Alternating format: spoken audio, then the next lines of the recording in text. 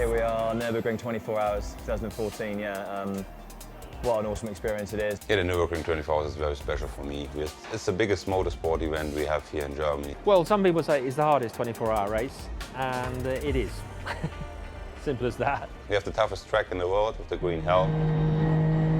To drive through the Nordschleife with these cars, with the Nismo GT3, GT R, for example, it's so fast. You know, things happen so fast, so lots of adrenaline. So I think every driver wants to do this race once. 165 cars, over 14 miles, 147 corners. I love to drive here, but yeah, of course I'm really frightened. Some corners are really quick.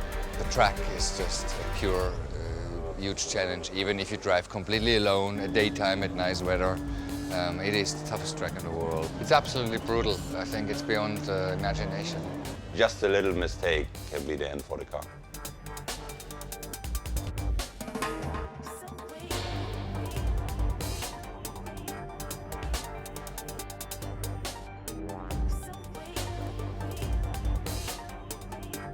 We've got Nick Heidfeld, who was the GT Academy judge last year, and he chose Florian as his winner. And they're now racing together at one of the world's biggest races. It got clear about the middle of the race camp that Florian had great potential, and less than a year later we're driving here together at the Nordschleife in the quickest car around here.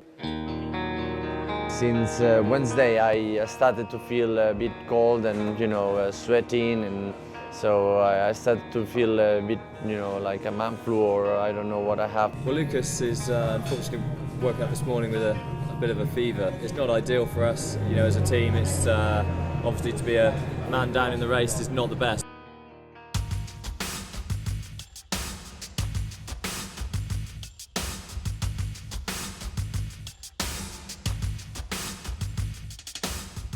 What an atmosphere here. It's fantastic. Pleasure to be starting the race. So many spectators. I've never been like this before. I'm looking forward to the race. I can't wait. Of course, the tension is high, it's hot, and we have to see how the first laps go and try to get it over the first lap without incident.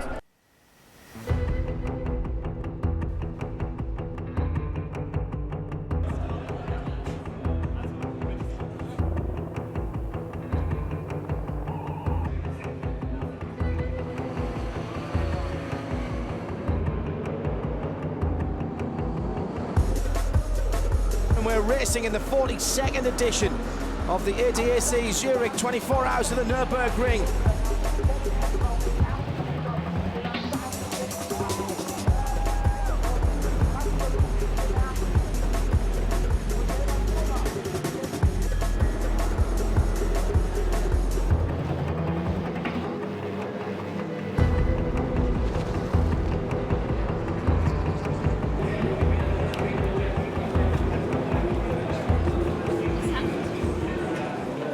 Puncture. No. Oh no, this is the 80 car into the pit lane with left front damage, excuse me.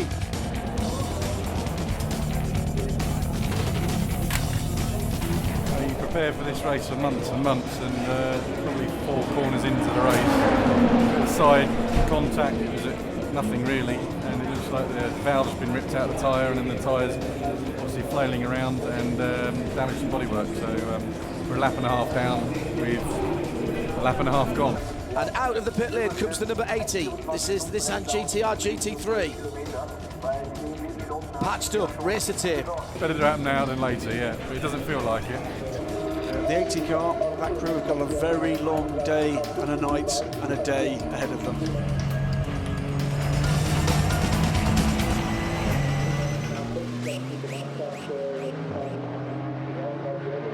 Car 30 is just going round like clockwork, and it's sort of in and out the top 20.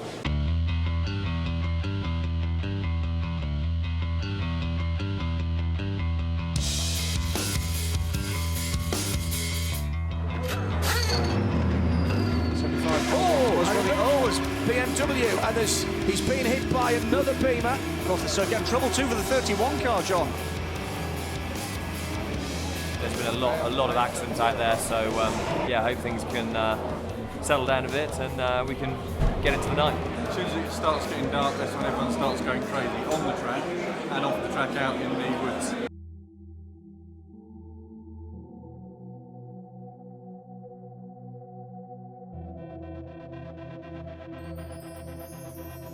The night's a hell of an experience, really. It's like no other circuit, really. We can't judge the distances anymore, and the people we overtake also can't judge how far we are away, and it makes the whole thing very, very dangerous. So the person in front doesn't really know when are we coming on the right side to overtake or the left side, and vice versa if somebody comes from behind.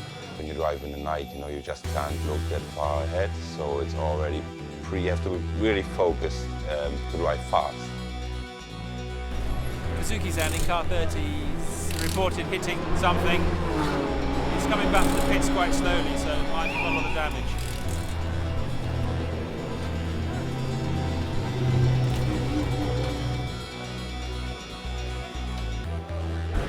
End of the race, really.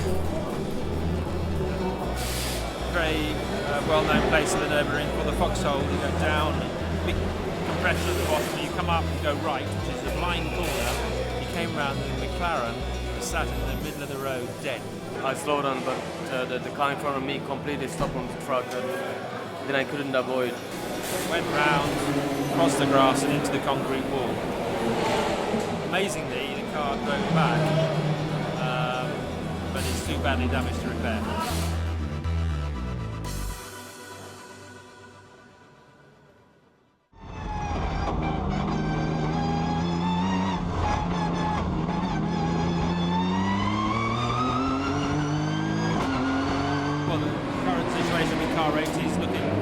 Promising. Alex is going very fast out there. I think he was second fastest car on track the last lap. And at last we've got onto page 1.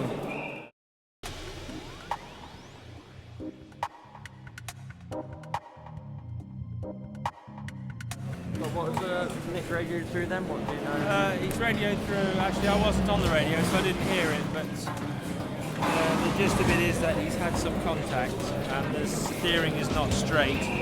And he's coming back with what feels like suspension damage or a puncture or both.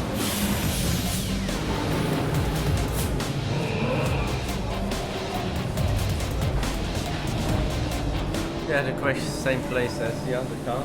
I went into double yellow zone with the other cars on 6 kph, but I didn't see that before, so just like going into a wall.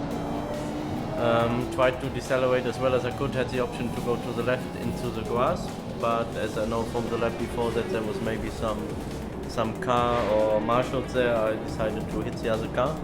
I hope the guy is fine, I didn't see it. We have some damage on the front left, the guys are doing a good job being pretty quick in repairing it, so hopefully out soon again. Yeah, it's a little bit unlucky again, but yeah, we keep fighting.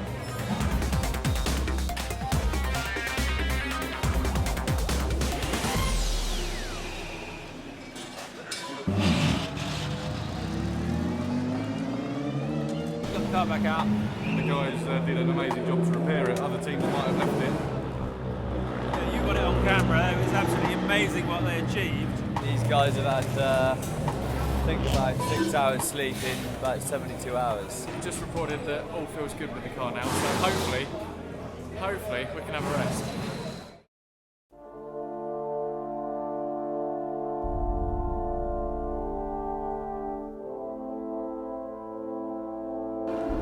Oh, and trouble for the number 80 car. That looks like a puncture. Left front puncture for the Nissan GT R GT3, the RGN Nissan Academy GT-R. Well, I tell you, if it hadn't been for bad luck, they'd have had no luck at all in that car. It's just everything has gone someone else's way.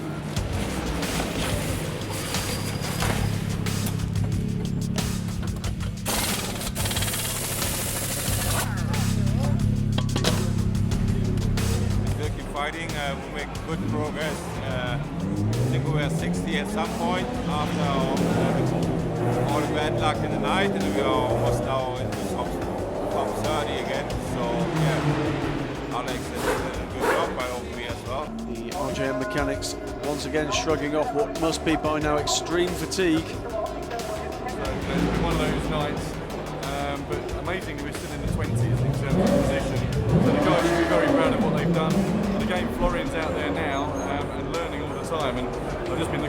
times. You know, all three drivers that are in this car have done a fantastic job. They're still pushing. There's no backing off and just coming round for a ceremonial finish. It really is keep pushing. And remember, they've only had 3 drivers in the car, so Florian's had a huge amount of seat time, which, if we remain positive, means that next weekend at Paul Ricard, he's going to be bang on it.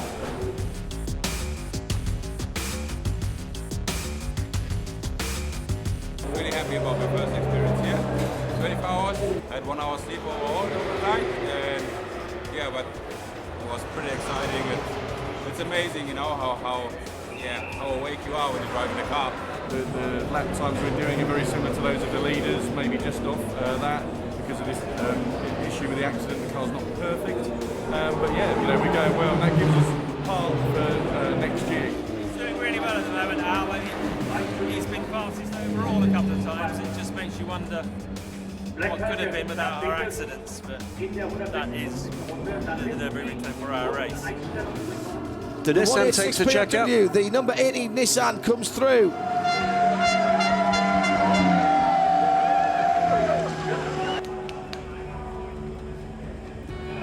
The great thing is that the car didn't miss a beat at all. The drivers didn't make any mistakes. We were very, very, very unlucky.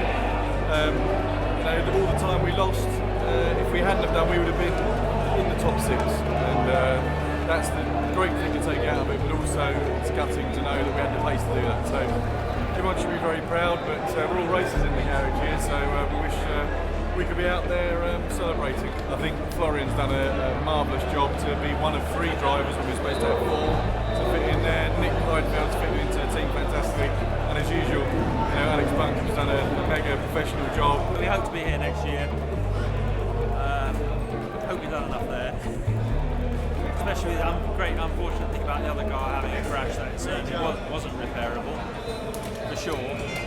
So we're delighted to get that car to the flag. You know, it keeps us, unfortunately it's what happens in 24-hour races. During it you think, oh, I never want to do that again, and the moment you leave the circuit you think, right, when are we going to do that again? And that's what we've got to do, we've got to look forward to next year and learn the lessons we've got. Realise that Florian, for example, had a huge amount of seat time, he'll be quicker next year. The guys will be more prepared and we can come and have a go and be right up the point here from the get-go.